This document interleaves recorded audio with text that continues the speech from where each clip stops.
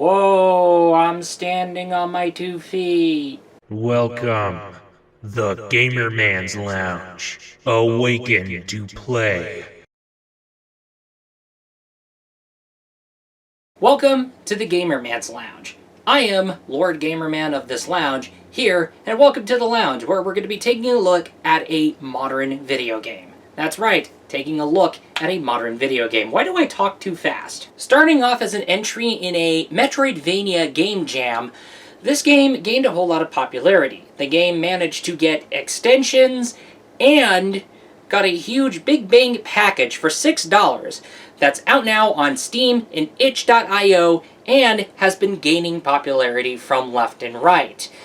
And with that totally said, I'm talking about the popular 3D retro-style Metroidvania platformer that we see being Pseudoregalia. The story of Pseudoregalia is pretty much simplistic. Just rather simplistic. Straight to the point. Now, the game has you controlling Sybil, whose goal is to pretty much resolve the crisis and free everyone from being trapped in the castle. That's right, you're here to explore an entire castle, find 5 golden keys, and unlock the passageway from that highest tower, and pretty much traverse the entryway and conquer the challenge in order to basically free everybody from being trapped in that stupid castle a whole lot. However, I will oh, hey, you were about to cut me off. Alright, well, I'm definitely going to go ahead and talk about Sybil. As a matter of fact, to the furries, yes, I know. To those who are not furries but will make exceptions, I know. To waifu enjoyers and waifu enthusiasts who enjoy the finest waifus, regardless of whether human, elf, kimono mimi, monster girl, or furry, or etc., I know. Sybil is so dang fine. We are talking about some fantastic thighs, a great midriff, and of course, boing boing. She is damn well hot. And yeah, I know. So let's get right on going to what I was about to say before I know for a fact I would get cut off. The developer managed to pretty much nerf your abilities to where you will be forced. Yes, you're going to be nerfed to square one. You're going to be forced to explore the castle from left and right and hunt down 10 ability gems. These 10 ability gems that you need to get a hold of will give you the power to, a few examples, mid-air kick to reach wider gaps, slide and jump to launch yourself further. You can ground pound and then launch yourself further up in midair. You can completely wall kick. You can essentially do cool back... That's a hidden trick. Okay. Also, you can run on walls. You can kick off walls, etc. But, however, it's not just those ability gems you should be keeping an eye out on. Especially in the event that you do get rusty with your combat or 3D platforming. There's also upgrade gems to keep an eye out on, and of course, health pieces to get a hold of. Get a hold of 3, you get extra life. That's right. And with that totally said, these 3 health pieces combined together, giving you extra life, is not just the thing that will definitely get you prepared till the end of the game. It's also those upgrade gems that will increase your mana, offer permanent stat increase stuff, and there's also some cool additional features. Also, keep an eye out on those little small dungeon keys so you can unlock those locked doors and manage to find hidden areas or locked away areas that will definitely get you things. And also, do keep an eye out for shortcuts. As a 3D platformer, there's going to be a lot of 3D platforming. And with that totally said, there's going to be some 3D platforming obstacle courses that will challenge you. And yeah, you're going to definitely be challenged in platforming, definitely. But do also keep in mind that there's alternate ways around for some of the toughest challenges you'll face when you're traveling this castle in Pseudoregalia. Also, combat. There will be inevitably combat. And with that totally said, finding those upgrade gems and those health pieces from left and right and getting yourself upgraded good enough to pretty much help you out whether or not you're rusty or you're good with those 3D platforming or 3D combat. Now, there is a lock-on mechanic that will let you easily keep an eye on your opponent. So that's also another thing to keep in mind about. However, for combat, it's a matter of figuring out enemy patterns and getting the hang of enemy patterns and learning full well, waiting for an opening. Yeah, so the combat is this simplistic. Yes, you will deal with tons of enemies. There's a single room where I got bombarded with a bunch of enemies. And yes, you could also reflect projectiles. Wait a minute. Reflect's not the word. Deflect's the word. You can deflect projectiles for some enemies, or you can cancel out some projectiles from some enemies. Oh yes, and I almost forgot to mention, you can heal yourself when you're in a pickle. It will cost mana, so do keep in mind about that. However, the ability that you do unlock that will allow you to fire projectile attacks, that will also cost you mana.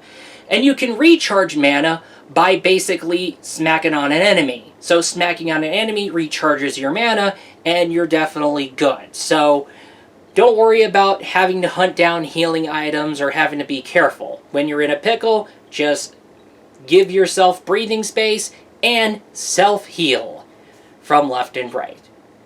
Also, I'm going to go ahead and bring it up. There is some cool tricks you can do with Sybil. Like, say, for example, you can do a sliding jump. And yes, you do have to get the slide ability because there's going to be some obstacles where you're going to have to slide below a bunch of things. And that is the thing to keep in mind about. But going back at hand, you can slide jump, launch yourself further, and when you time it right the very minute she lands, you can do a backflip that will launch her really higher up into the air.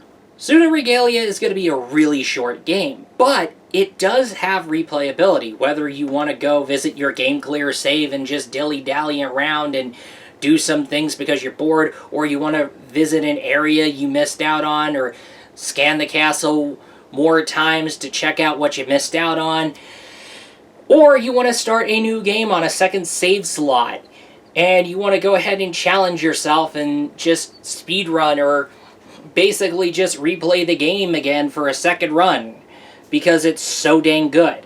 As a matter of fact, we're talking about 3D platforming and 3D gameplay, especially whether platforming and combat. Really great, really solid. And speaking of fluid, I am definitely going to tell you that there is a toggle on and toggle off for smooth animations for Sybil. That's a huge bonus. And also, the developer recommends you game on with a controller. But I was surprised and shocked when playing on keyboard and mouse felt really great. Yeah, it's crazy.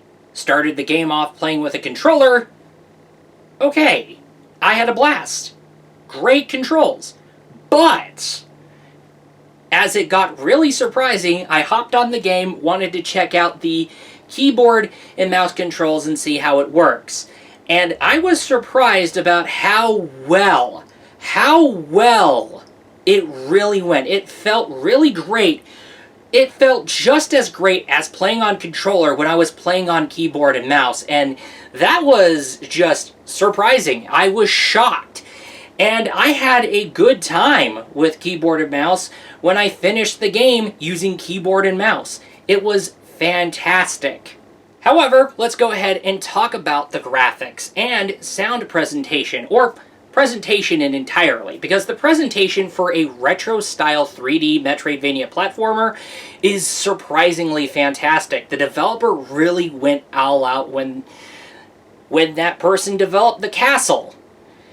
Because, holy crap, the castle has been really detailed well. The level design is fantastic with well-hidden secrets. The attention to detail is really off the charts and surprisingly well for a $6 game.